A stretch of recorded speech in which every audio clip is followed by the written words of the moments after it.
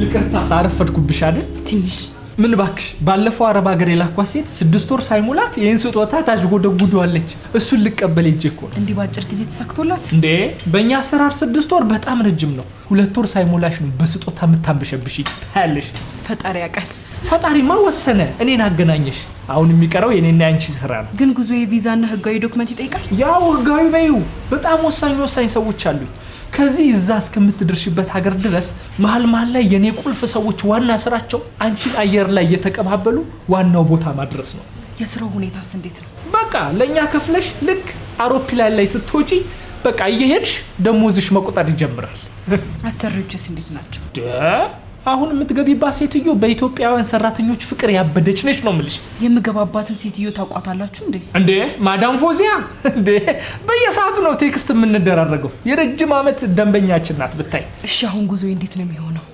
ይሄ ቼኪንግ የለ፣ ተርሚናል ላይ በሶ ጠፋብኝ የለ፣ ቀበቶ ጡት ማስያዣ ፍቺ ምናምን የሚባል ነገር የለም። በቃ የኛ ሰዎች ናቸው ፕሌን ላይ የሚጭኑሽ፣ እነሱ ናቸው የሚያወርዱሽ። እኛ ነን ጫኝና ውራጭ።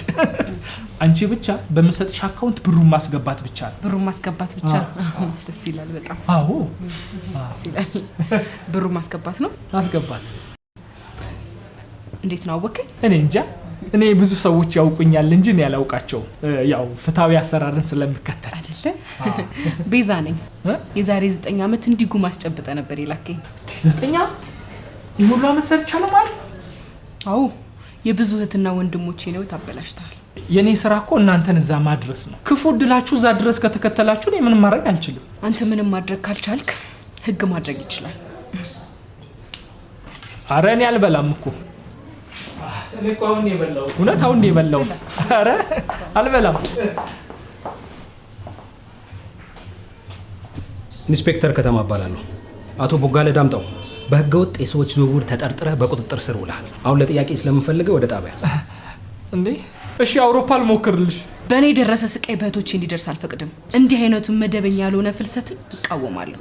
ቀጥል። ተነስ። ተነስ። እሺ እናንተንም ልውሰዳችሁ። ተነስ። ታው እኛ እኮ ህጋዊ ነን። ተነስ። የማይሆን እንዴ? ተነስ። ታው እንጂ እንዴ